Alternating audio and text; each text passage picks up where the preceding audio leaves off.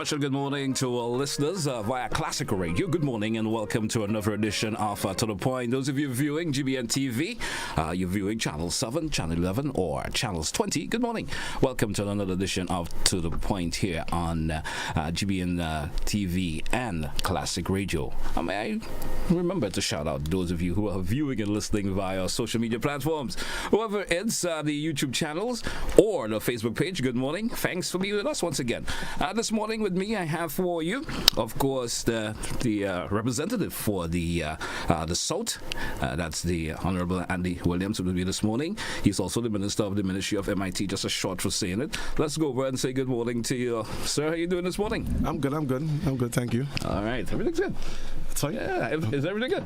Yeah, man. Yeah, nice to have you this morning. Yes, and nice being here also. Well, the last time you were here, of course, you were here together with, of course, the other members of the Ministry of MIT, right. The Permanent Secretary and so forth. Right. And this time, I have you all. We got a bit of a chat this morning. Yes. It's indeed a pleasure to be here. All right. Yep. You know, off air, we were making a little bit of chit-chat about the younger days. Back in the days when we used to DJ and so, right? Ah, man. Those were the good old days, huh? Yeah, those were the good old days, old days.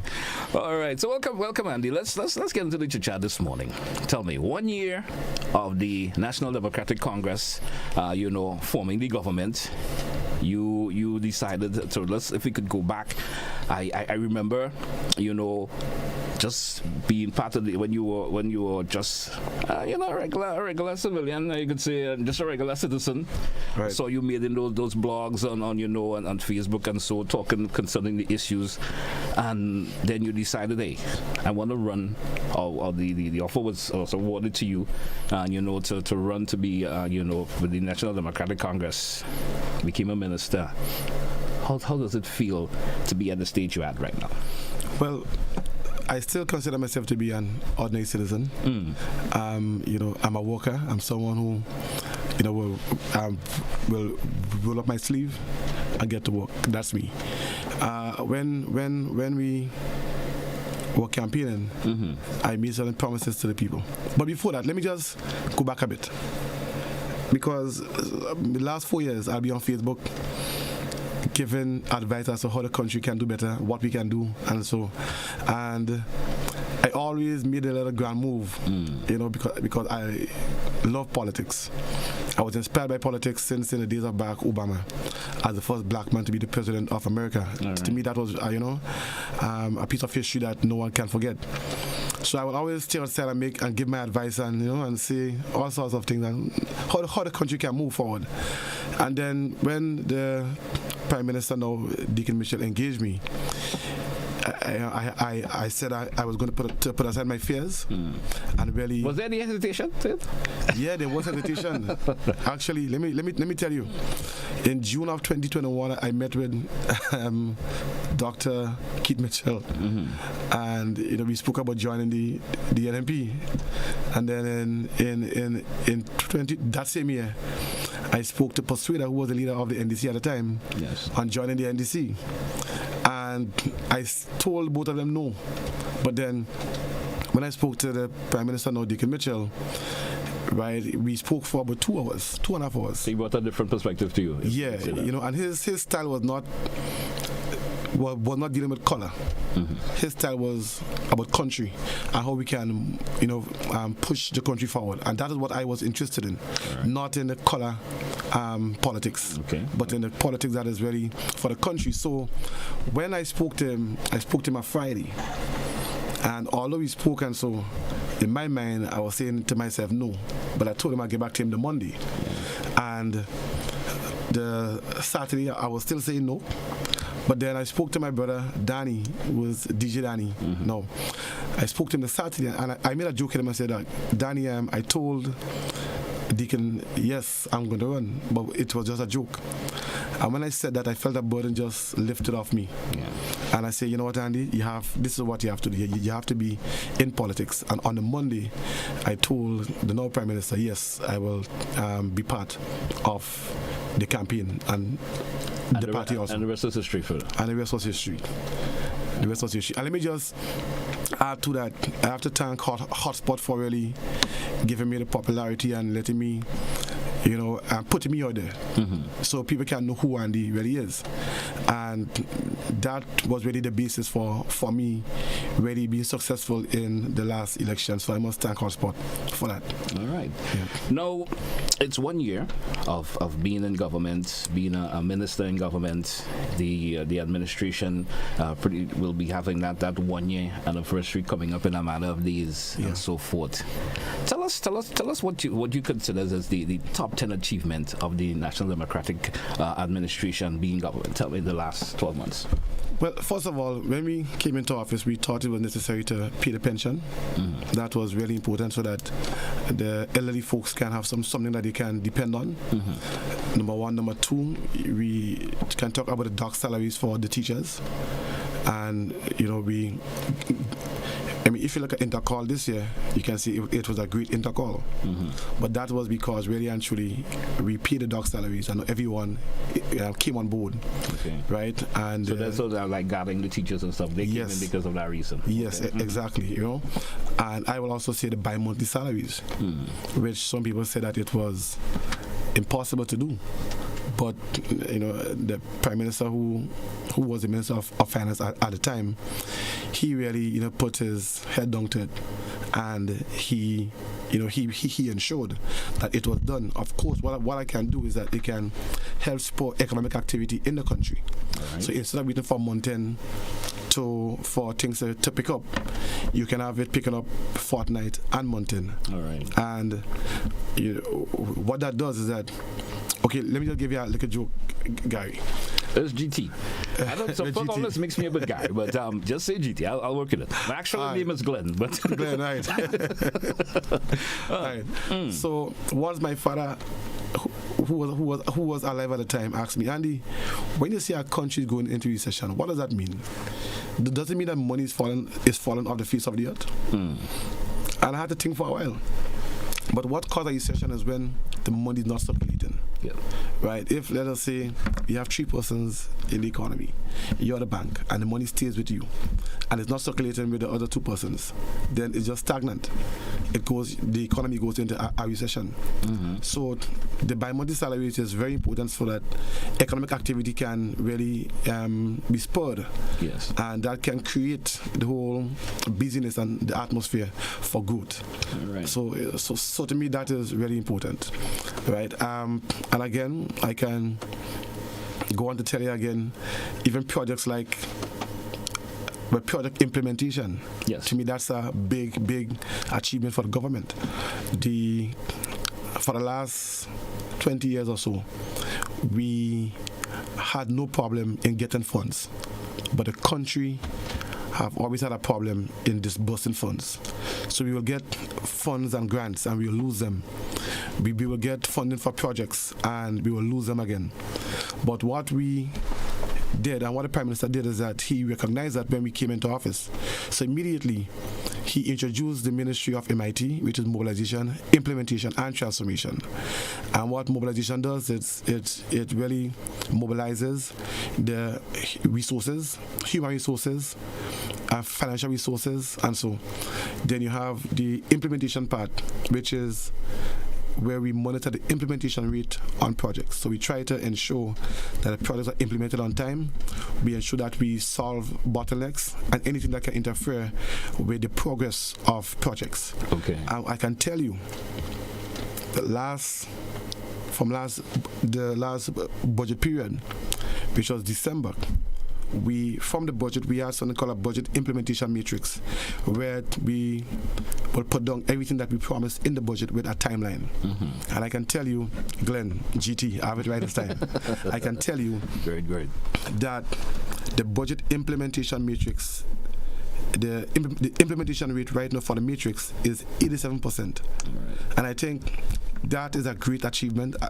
In years, the public service have not achieved that great implementation rate on budget projects. If you look at the World Bank projects too, we have projects like I can tell you we have an OECS tourism project where we are turning Fort George into a tourism site. Yes. And for since 2017, to 2022, I can tell you that disbursement on that project was 0. And in 1 year time, we were able to disburse approximately $4 million on that project, and the limit on the project is $6 million. Right. So you can see that the implementation rate on that project moved from 0 to approximately 66%. We have projects like the G-Cruise project, where we try to really harvest the rainwater, river water, and so. And that project was in danger some months ago. And since we have been in office, and again, let me just recognize Mr. Isaac Bagwan, he has really worked hard to ensure that this project right now is in good standing. We have projects like the DG4. That is where we digitalize the public service records, and that project again was in danger, and today that project is in good standing. So, I can go on and on, Glenn, but I can say that things are looking up, and for us, it's not about blaming anybody, but it's about trying to improve, because at the end of the day, we are in office now, and we have to take responsibility. And at the end of at the end of 4 or 5 years, we're supposed to look back and say, hey, we have done our best to really improve the state of Grenada on a whole. Definitely great. Tell me, what are you looking forward to for the next 12 to 24 months? What excites you so much about the Ministry of Mobilization, Implementation and Transformation for the next 12 to 24 months? What is exciting you about that particular ministry right now for the next 12 to 24 months, as I mentioned? Well, I am about people. So, number one, what the main aim of the ministry is to boost implementation. When you boost implementation, what that does is that you have more money circulating within the economy and will help individuals. Right? I tell people the main aim of projects is to alleviate poverty. That's the main aim of projects and programs. So if we do our job well, we can do our best to do just that. Number one. Number two, I am about people. I love people, GT. And what we are doing from an MIT standpoint is to mobilize different sectors of the economy to see how we can make improvement as we go along.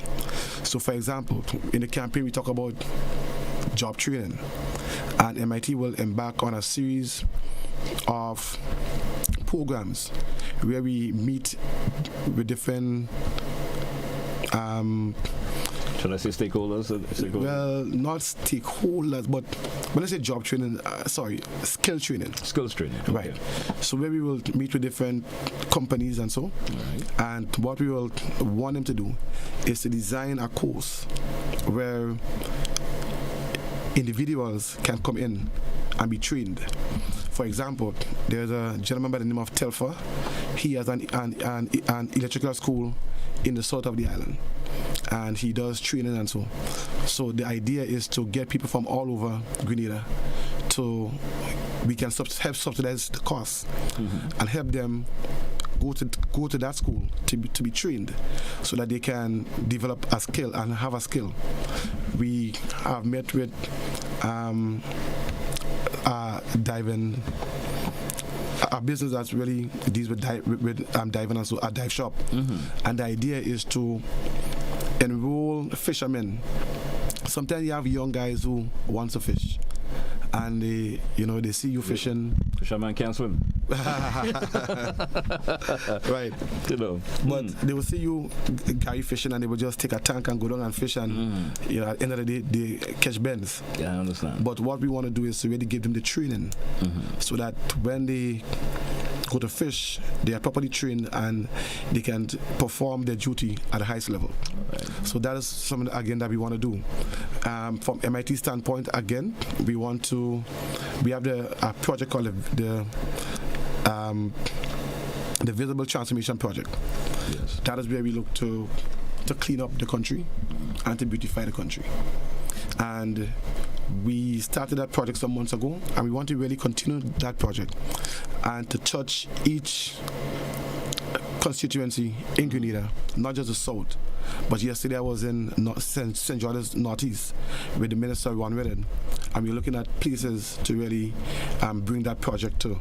Okay. I spoke to Honorable Kevin James, and on Saturday we should be going to St. John's to see how we can bring that project to St. John's, to beautify St. John's, to clean St. John's, and for us to develop a sense of pride in our country.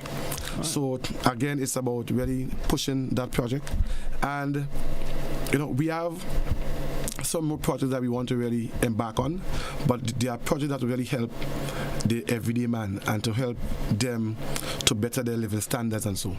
And so that's just some. But let me just touch on something again, Gary. I'm the MP for the South. So the idea in the South for me, right? If you look, you will see the Grand Court. We are working on the Grand Court. You will see us working on in Montrouge. We're looking to put lights in Montrouge. And the idea in the South is to develop the infrastructure. And I'm talking as MP for the South now, right? Not for MIT. MP for the South. The idea is to develop the infrastructure in the South. Because when you look around the South, you have a lot of youths. And they seem to be lost most of the times. What we want is to create an alternative for them. And that alternative should be sports, where they can learn some discipline, where they can have something to do at the end, in the day, and they can help to create a bond with each other, because sports help people to bond. So true. Right. And so the idea is to create the infrastructure now, and in a matter of months, you can see some more sporting activities being introduced in the South, and which will get the youths involved, which will get the women involved, like netball, basketball, tennis, cricket, just name it. We want to do that. And we want to make the South lively again, and hopefully that could really, that process can move through, not just in the South, but it can spread throughout the whole of Grenada. All right. Right. Now, as you've been focusing a wee bit on the South, it brings a question to mind. Now, we know you're one of the roving ministers I like to refer to you as. You're all about. Right. Tell us. Let's focus a wee bit on your constituency, the South. Tell us some of the implementation, the things that you have done in the South that you could say that has stand out for you for the last 12 months, being the minister and the representative for the South. Well, the first thing I worked on in the South as part of the constituency is the Kiana Boulevard, and the idea is to really bring some life to the boulevard. And again, I want to thank the Ministry of Climate Change, together with Greener Solid Waste. I want to thank the Ministry of Infrastructure, and I also want to thank Camper Nicholson for giving resources. They all give resources to help transform the Kiana Boulevard.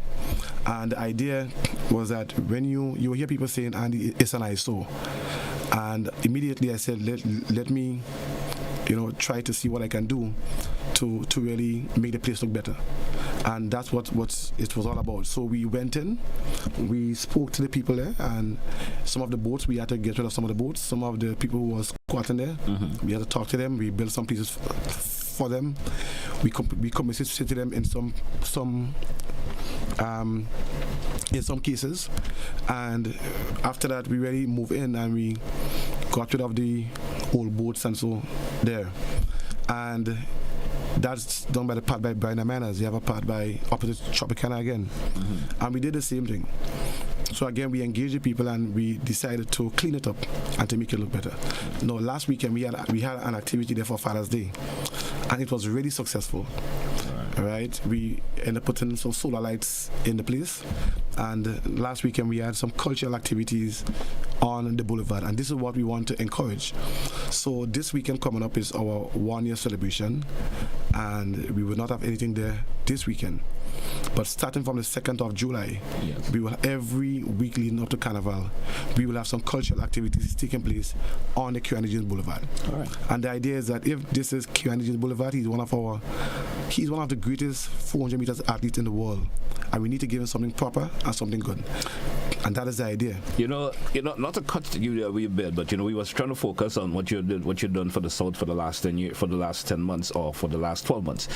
Just to stick a pin in terms of the Kirani James Boulevard as you speak about, that's keeping your level of thought there. With the venue, that's going to be extensively used for Carnival coming up. The Juve and all of these things. What are the plans for the present and future development of the Kirani James Boulevard? Well, what we want to do in the boulevard. But first of all, let me just say this.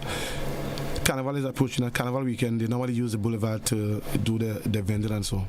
So I spoke to Spice Mass. I said, listen, we could give permission to use the place, but people must take care of it. And also, after the Tuesday, people should be cleared up. Right, it needs to be cleared up, right? Because we don't want to go back into the same stage we were at before. Right now, going forward, what we want to do is to do a boardwalk. Yes. On the boulevard, starting from Port Louis side, go all across to FedEx. Okay. So you can take a nice stroll on the sea and look at the boats and so. Interesting idea. Yes. In addition to that, we want to do some boots there, but it will be nicely designed boots, and you will have a washroom there also, because as it is now, there's no washroom on the boulevard. If someone is there and they want to urinate or so, guess what? They have to go in the sea. Right, exactly. Right. And we don't want that. We want to live the standard, and we want to put some gazebos there so that people can go in the gazebo and relax, enjoy a nice evening, enjoy the scenery. And let me just say this, GT, that last week, Friday, we had a group of students from TAMCC who was doing an internship with MIT, and they designed, trust me, a really nice design for the boulevard. It was really good. We invited the public and businesses to view it at the Radisson last week, and we will share it with the public on Facebook, on media, on so GBN, and so we will share it with them by next week, so you can see the plans we have for the boulevard, which is outstanding. All right, yeah. And we will implement on the radar stage for that. When you think that could be implemented soon, next year, 2 years, 3 years? No. We don't. We prize ourselves on moving quick. All right. So, well, first of all, let me just say this: that overall plan will have to go into budget, because I understand. It will cost a sum. Yep. And then from budget we will look to execute it ASAP. But let me just add also that the Port Highway, we also addressed that last week. Okay. And part of addressing the issue is we came up with a design again for the Port Highway, which we looked at the area next to the Pan House, right? That's in Tantine there. And we looked at putting a structure there that can house people right now that are selling on the highway. And we looked at doing a 2-story building. Okay. If you can get them away from the highway, put them into this 2-story building, then we can free up the highway for traffic and parking. All right, interesting. And we thought if we do that, then in that building you can have proper sanitation with the water and so, energy, everything. So people do not have to be scared of having to sell food stuff and so without proper sanitation and water. Let me actually put a cap in. When we come back, we still have to discuss a lot of things about your plans for the South, or what you plan on doing for the South for the next couple of months ahead. But we drew for a break. Let's take it. We'll be coming right back. Hey, folks, it's To The Point for today, Wednesday, the 21st of June. Speaking to Honorable Andy Williams. He's the representative for the South of the Island. We're coming right back. Stay with us.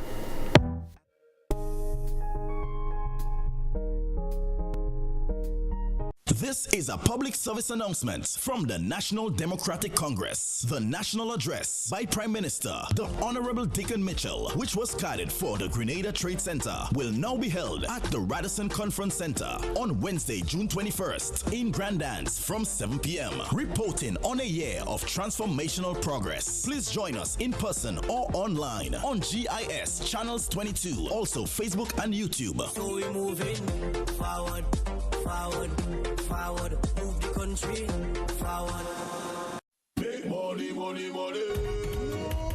$3,000 every week for 3 months. What? Yes, it's the NLA's Crazy Cash Giveaway Promotion. Every week from April 11th to June 30th, 3 lucky Daily Games customers will randomly win $1,000 each week. Imagine winning as much as $36,000 in 12 weeks. How? Spend $12 in a single purchase on Daily Cash 4, Daily Pick 3, or Playway. Look for the words Cash Winner on your tickets to collect $1,000. $1,000. The more you spend $12 on your favorite daily games, the more chances you have to win. Must be 18 or older to participate. All prizes must be collected by July 7th, 2023. Other terms and conditions apply. See stores for details. NLA, making your dreams come true. At the NIS, our team proudly works to support the evolving needs of Grenadians.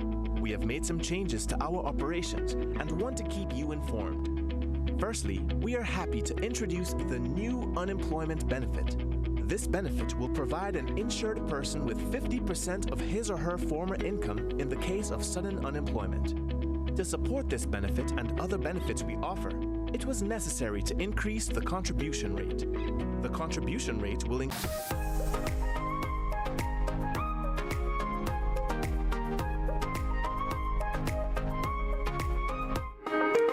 Welcome back, listeners and viewers, to GBN. And of course, those of you who are viewing via our social media platforms, good morning. I'm looking at loads of you already there. Andy, welcome back. Welcome back. Hope you don't mind me calling you by first name. Yeah, you know, I guess sometimes it's kind of when you know someone for a period of time, you know, but Honorable Andy Williams. Let me get that right. Okay. Andy, you know, I asked you that, but then we sort of diverted a wee bit. I really would like you to, you know, for the benefit of the viewers and listeners, tell us about that top 10 achievements within the, you know, for your constituency, the South. Tell us about those achievements. Right. So, well, again, I named some already. You did mention some. Right. Mm-hmm. But let me just go into this. Just about 2 weeks ago, again, we installed some solar lights on the Woburn jetty. Yes. And as we speak now, we have an engineer doing some designs for the lockers for them, and also a counter so that they can, when they come in, they can clean their fish and do all these things. But not just the Woburn, we are speaking about also Fort Judy. And people tend to forget Fort Judy a lot of the times, but it's a really nice beach, and the gentlemen there, we want to do some lockers for them also in Woburn also, so that when they can store their stuff on the beach and not having to go home with them all the time. Okay. Because with the absence of the lockers, they are talking about the stuff might be stolen and so.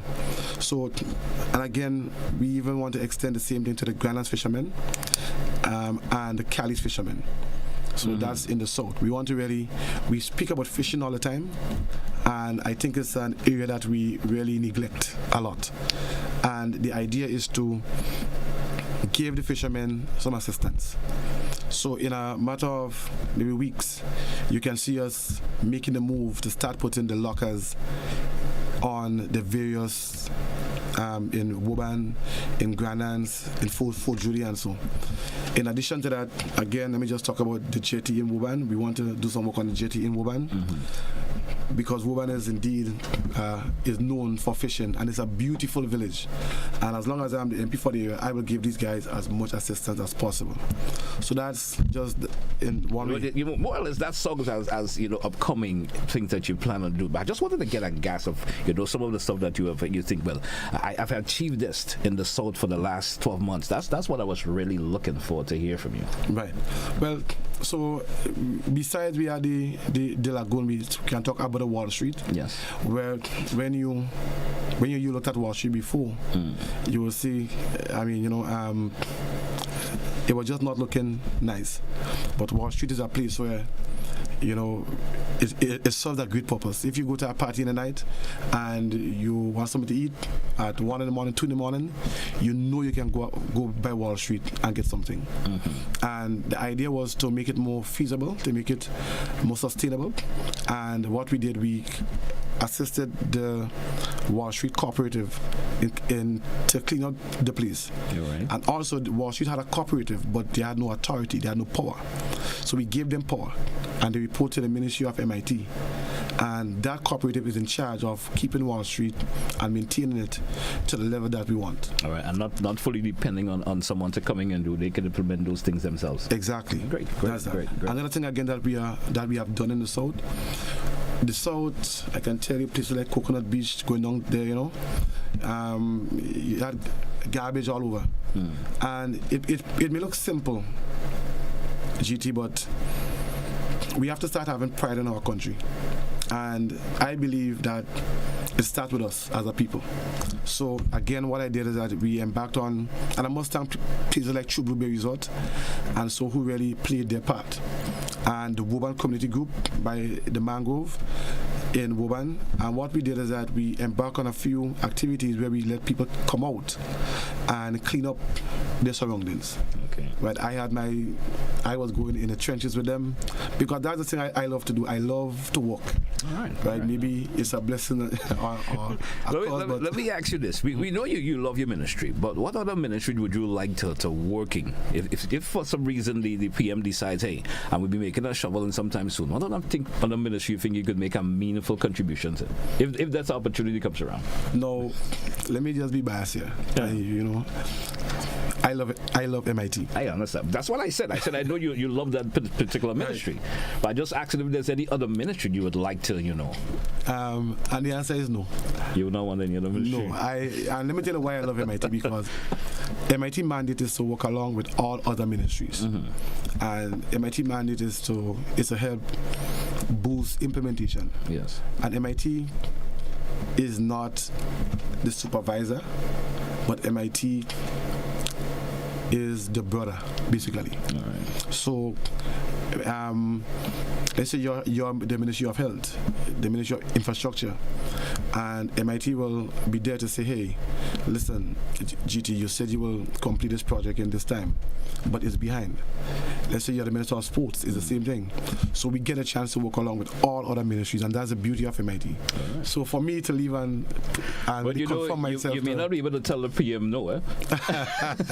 If he actually says you have to move, I mean, it may be impossible for you to do that. Right. But let me just say this, right, before we go to the next question. And I must really, it's a year, and I must really say hats off to our ministers, because we are a really united team. We are a united bunch, and everyone looking for each other. Being part of this team is a blessing. We have a bond that I can tell you is, it's just remarkable. And I want to publicly say to my fellow ministers and so this morning that, I really appreciate you and I love working with you. And I want to tell the people out there that really, believed in us and who were hesitant at the beginning, that we thank you for your support, and we thank you for actually being there for us. We thank you for praying for us and for keeping us up there, because without your support for us, it would really be impossible. So I just wanted to say that. That's good. Good. No, you're one of the popular members of the NDC administration, the party. Do you see yourself as a future leader, in the party in the future, maybe a future prime minister, if that comes around? Well, let me be frank with you, right? You ever considered, give it the consideration? I would like to, 10 years from now, 20 years from now, if it's possible, if you still want to continue on that political platform. Right. No, I think Grenada have the best leader it can ask for. Our Prime Minister, I can tell you, he is one of the smartest guys I've ever been around. He's very humble, and when I look at him, something I'm in awe, and I have not really thought about that, because I just believe in our Prime Minister. I'm telling you, right? He is the reason why I am in politics. Right. And I told him, I say, PM, you said that you're going to be in this position only for 2 terms. But as long as I'm there, I'm going to ensure that it keeps going, because with a gentleman like him leading the country, I think we cannot ask for better. Right. And I am comfortable in serving and pushing. That's what I love to do. Right. So to me, I'm in my comfort zone. And it's so comfortable to know that you are working on a team and you have such a great person as a leader. It makes you feel really comfortable. So it have not crossed my mind, and if given a chance, I will ask the Honorable Prime Minister Dickon Mitchell to stay for the next 5, 10, 15, 20, 30 years until he cannot do it again, because he's just remarkable. All right. Now, I have an important question for you. And what's the present status of the traffic lights? And when is a start date for the implementation, the testing, etc.? Tell us. The traffic light, start in a few weeks. The everything is in place already. So just a matter for the Ministry of Infrastructure to just roll it out. So we think it's a good idea for people to start using it for, again, for before Carnival or before reopening of school and stuff like that. Well, yes. Because Carnival is fast approaching. Tons of visitors coming to the island. School reopening. Kind of get people reacquainted with the traffic. Like it's been down for a while. Yeah. And people have started. You can see a lot of drivers kind of doing their own thing because there's no traffic lights anymore. Yeah. So tell us about what so the traffic lights, it should be installed before Carnival for sure. Well, we know they installed, but they should be up and running. Sorry, when I say install, I mean up and running. And we want to start with the Paradise Bridge first. We want to do an opening there. Okay. So I know that the Ministry for Infrastructure is working on that right now. Okay. So you can see something soon come out where we will be actually putting it into existence also to start the ball rolling. But it will start with Paradise Bridge and then we will go to the other places. Now some may argue that the traffic light may increase traffic flow in some areas. Some areas again it might decrease the flow of traffic and cause bottlenecks. But so there's always a give and take. But we know that there are certain places like, for example, the Paradise Bridge that needs a traffic light, right? And some more places again. So the idea is we are going to roll it out shortly, and not too long. I would say in a couple of weeks. Yeah. So what's going to happen when the traffic lights gets implemented and then starts working and so forth? What's going to happen to the traffic wardens? What's the status of what happening to them? Well, the traffic wardens will still be there. Yeah, and I mean, as a matter of fact, if you not take away anything from the traffic wardens, they can work hand in hand, because you still have people running the lights and so. I remember some of us, we only do the right thing when we have someone on top of us, That's the point. Right. So the traffic wardens, they will still be there. And as we speak about the traffic wardens, let me just make a point, because I see an avenue on wardens. Not just the traffic wardens, but if we are doing the cleanup and the beautification, shortly we will need some health wardens also. Okay. Additional health wardens, because we have certain acts on the books that are there, that certain litter acts that are there.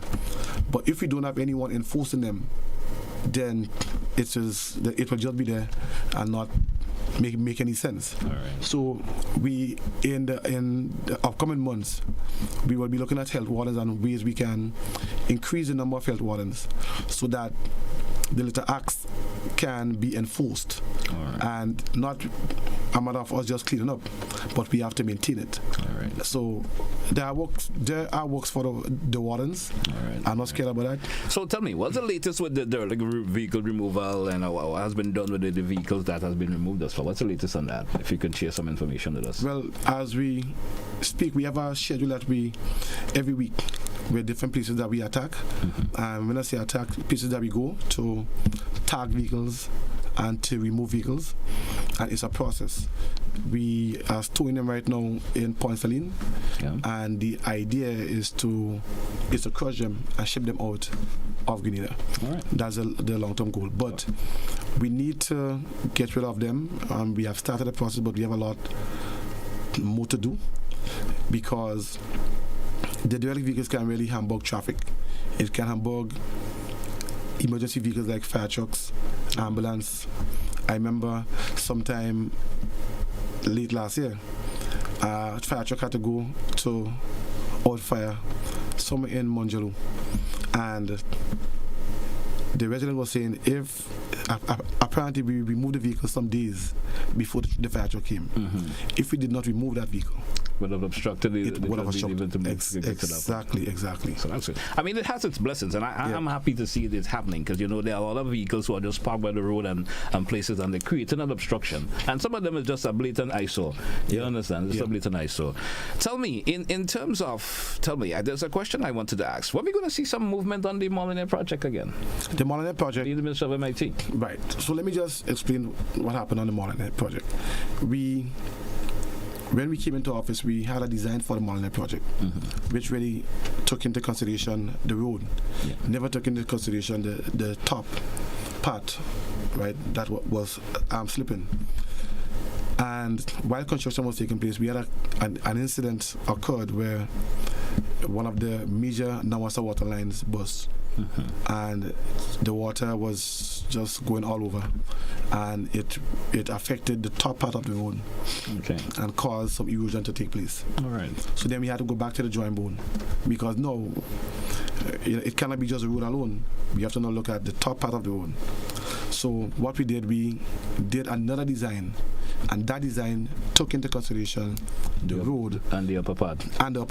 Because what could have happened with the first design, because it's only took into consideration the road, you could have still have a case where material was slipping, because it's a gravel heap, to be honest. Yes. And coming down into the road that would have been newly constructed.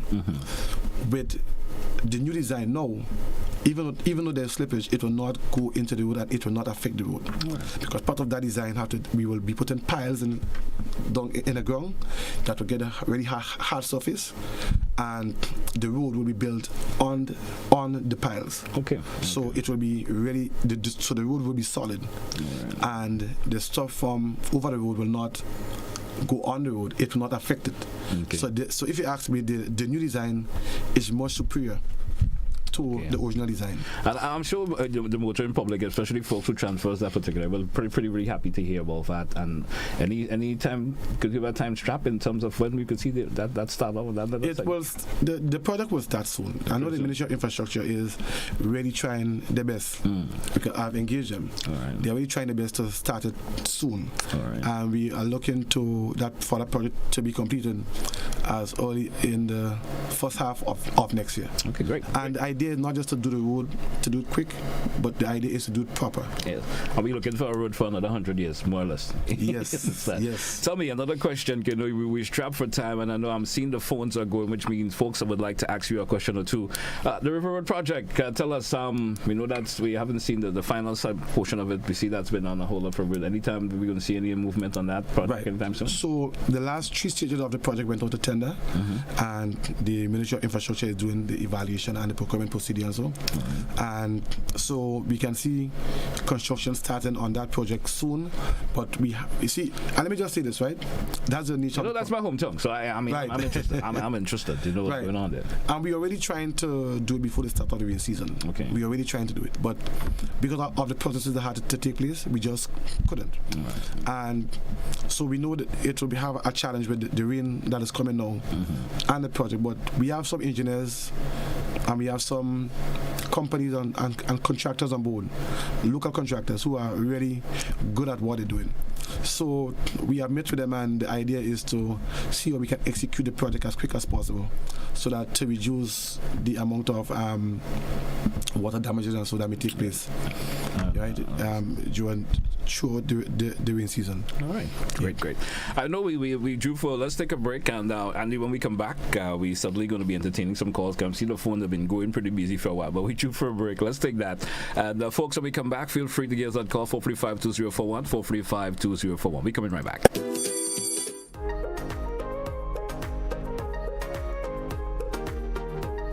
At the NIS, our team proudly works to support the evolving needs of Grenadians. We have made some changes to our operations and want to keep you informed. Firstly, we are happy to introduce the new unemployment benefit. This benefit will provide an insured person with 50% of his or her former income in the case of sudden unemployment. To support this benefit and other benefits we offer, it was necessary to increase the contribution rate. The contribution rate will increase gradually each year until it reaches 16% in 2031. As always, the contribution will be split between you and your employer. The pensionable age will also increase from 60 to 65 years. This increase will also be gradually reaching age 65 in 2029. Pensioners will continue to be eligible for a pension from age 60, but will receive a reduced payment. The NIS recognizes that the prices of basic customer goods are increasing globally. Therefore, we are happy to also increase the weekly minimum pension payment by 25%. Finally, we have adjusted our survivor's benefit payment to a percentage of the age pension minimum. widows, widowers, and dependent parents will receive 100% or $58 weekly, while children will receive 50% or $29 weekly of the deceased's pension. We are here to make the transition to these new changes as clear and simple as possible. If you have any questions on how these changes impact you and your family, please contact our new informational hotline at 440-6647 or visit www.nisgrenada.org. Thank you for allowing us to be your Social Security provider. This is a public service announcement from the National Democratic Congress. The national address by Prime Minister, the Honorable Dickon Mitchell, which was guided for the Grenada Trade Center, will now be held at the Radisson Conference Center on Wednesday, June 21st in Grand Dance from 7 p.m. Reporting on a year of transformational progress. Please join us in person or online on GIS Channels 22, also Facebook and YouTube. So we moving forward, forward, forward. Move the country forward.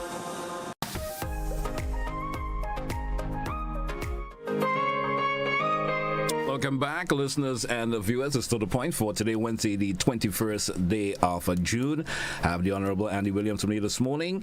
And once again, welcome back, Honorable Andy Williams. We do promise to take some calls within this segment. Let's go to the telephone line and entertain our very first caller. Caller, good morning and welcome. Good morning, JT. How are you doing? I'm doing pretty okay. Go right ahead, please. I just want to say good morning, Andy. Good morning, boy. We love you, we love you, we love you. And you're all doing a fantastic job. Andy, we love you. Bye-bye. All right, thank you, caller. Thank you so much. 435-2041, 435-2041. We can entertain a couple of calls before we... I do have some little questions I want to ask you again, Minister, before we do... Is it me? My bad for not disengaging the phone line. Sorry about that, callers who were trying to get in. Let's entertain this call. Caller, good morning. Welcome. Good morning to you, caller. Hello, good morning. Good morning. I just want to say hello and hi and good morning to my beloved minister and wish him all the best. We love him, and we thank him for the good work he's doing. Thank you. Thank you so much also. See you getting some love there this morning. Yeah, lots of love, man. Yeah, man. 435-2041.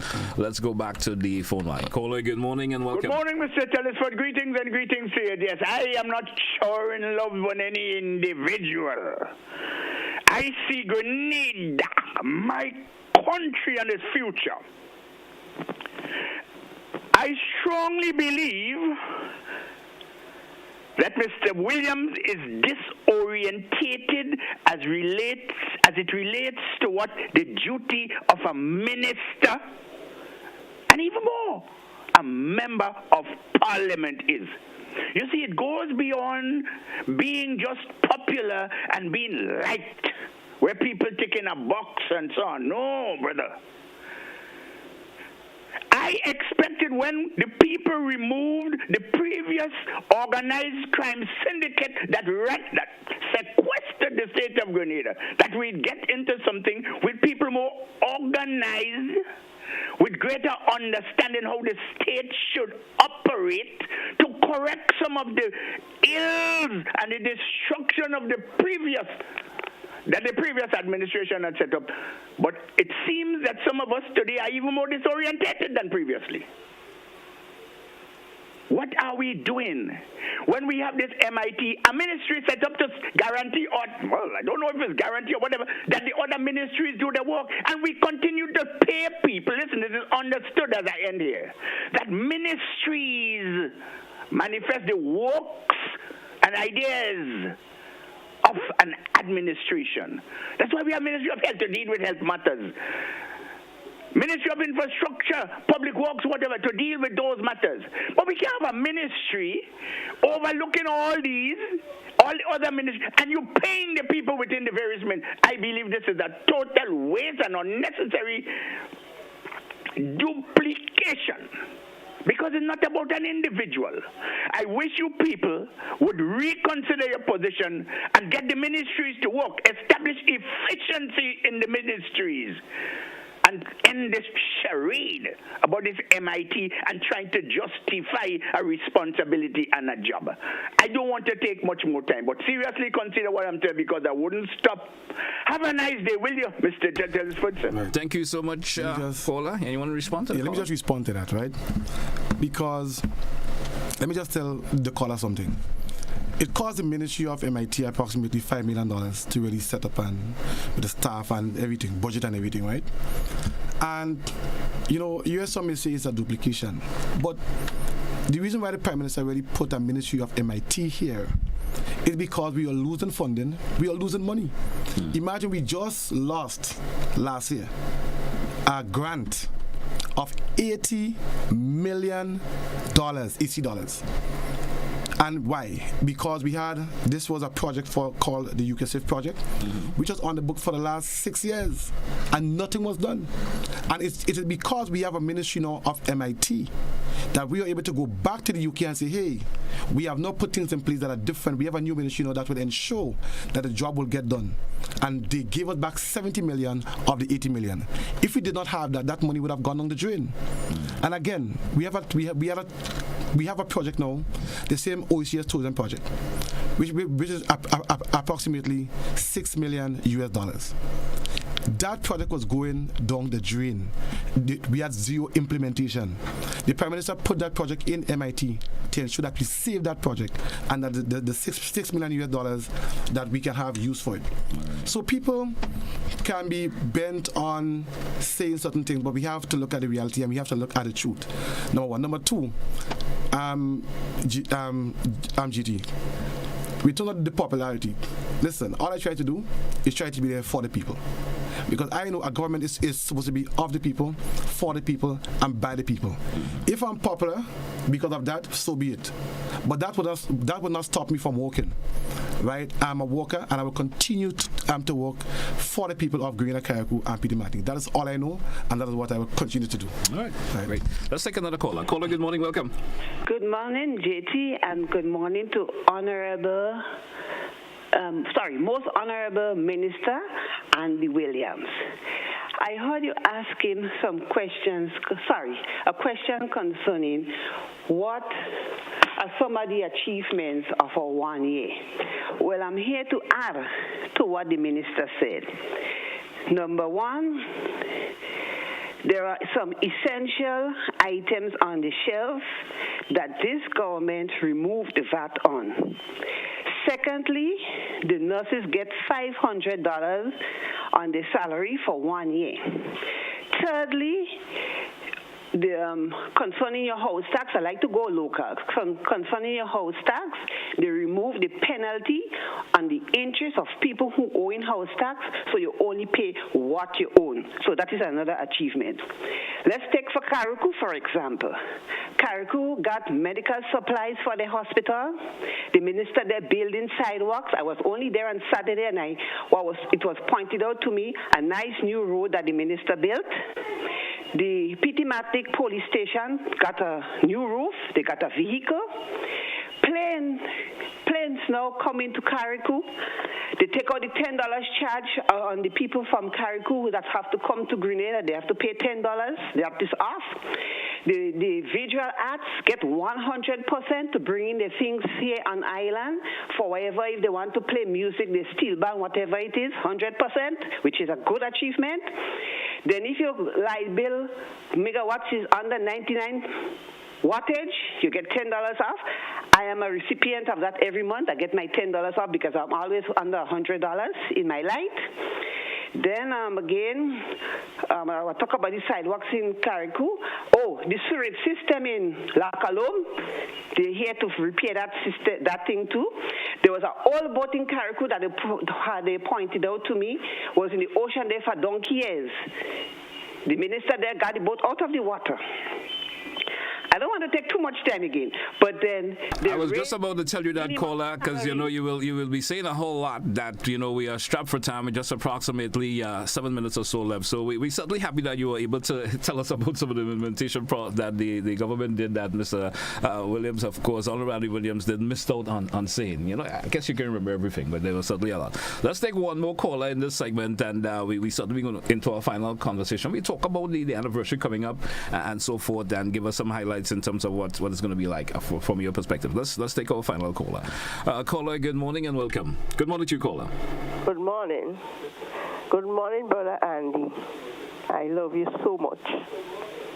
But what my call is on that is the people money, the poor people money they take from them. The people can buy food, they're hungry, and they take away the $300 from them. That is not right, that is not fair, and I know all you have a heart. So please, I'm begging all you, that is poor people, that is people that make contribution in country already. So please, I'm begging all you, leave people get piece of food to eat because they can't get work to do. I'm sorry, please, put back that, give the people back the $300. Thank you. Have a good day. Right. Thank you, caller. Gary, let me just say something on that, right? Because I'm someone who keep it straight and keep it real. Now, that money she's speaking about is the money that was given for the COVID relief, right? That $150. Right, and that was just for the COVID. So it just like the CES program, you were given some money for the CES, and it was just up until the funds was completed, and that is what happened. Now, what is happening right now? We are doing some work on the seed list because what was happening is that you had people who were doctors, lawyers, you had people who did not need seed money was getting money. So they were not made the criteria for receiving what they were. Right. So the Ministry of Social Development is working on cleaning up the seed list, and then we will add people to the list as we go along. Okay. So there is hope, and the funds were just there for a certain time, and I'm just keeping it real, and I'm telling you the truth. Right. So going forward, we will be looking to add people on the list who really needs it, right, as soon as the ministry clears up everything. All right. And that's it. All right. You know, I want to ask you, Minister, you pertaining to the anniversary coming up. We just strapped for time. We just have approximately 5 more minutes left on today's show. Tell us about the anniversary coming up. There's lots happening, from the Prime Minister's Town Hall meeting to the bingo and everything else that's happening. Give us a little bit of an idea of that before we take a wrap. So tonight we have the national address by the Prime Minister, which will be in the Radisson Hotel. Yes. And we are asking everyone to come out and show their support towards that. And tomorrow we will have the National Town Hall. Yes. Right? And again, we are asking people to come out and ask your questions, come out and hear what we have to say to you, because it's open to the entire nation. Entire nation. Yes. And during the campaign, we promise you that we will come back to you periodically and have town halls and update you as to what is going on. I can tell you that myself in the South and in St. Andrews, all over, we are having town hall meetings leading up to the 1 year, just to engage people and to let them know exactly what is happening, and they can ask their questions. On Friday, we are going to have the candlelight vigil in Las Vegas, and again we're asking everyone to come out, because we know during the campaign we know that the people really prayed for us, and I can tell you, me personally, know that the Lord had a say in the last election. I can tell you that. Okay. And so we want to really appreciate him and give him some praises.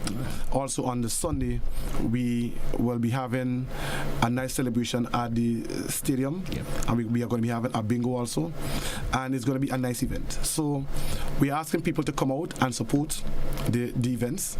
It says your government, and it's all about showing appreciation for you, the people of Grenada, Carriacou, and PD Matney. All right. Honorable Andy Williams, I want to thank you so much for being with us this morning. It's a pleasure having a conversation with you. So it was fruitful. We certainly learned a lot, heard a lot about your plans for your particular ministry, plans for what you plan on doing for the South and for the nation as a whole. And you being the Minister of Implementation, and you're certainly going to be implementing a whole lot. As you said, going forward in the next 12 to 24 months, we're going to see some bit of transformation taking place. Yes. And I certainly, of course, folks are with that, because we want to see something taking difference. Because I always say, if a government succeeds, the people succeeds. Yes. You understand? Yes. If you all fail, what happens? Everybody fails. Yes. So we want to see the government succeed, and so I want to thank you for coming on the show this morning. I hope we could do this again. Yes. And as time happens, something goes on in your ministry, and then you think you want to get that information out, feel free to be here on that sort of and let me just say a shout out to everyone who really support us. And sometimes some people say Andy West, but But the people really motivate me. I can say that they really motivate me, and they encourage me to really do more. Right. And again, I'm one for the people, so I really want to thank you for all the support that you have given me. I know sometimes I don't really get to respond to everyone, but I try my best. So again, I just thank you for the love and support, and I will continue to be there for you in whatever way I can. All right. Thank you. Thank you once again, Minister. Have yourself a great day, man. You too. All the best. Nice. Hey, folks, it's where we take a wrap for To The Point for today. Thanks all who contributed some way or the other. I know we didn't get a lot of those calls in. I'm seeing the phone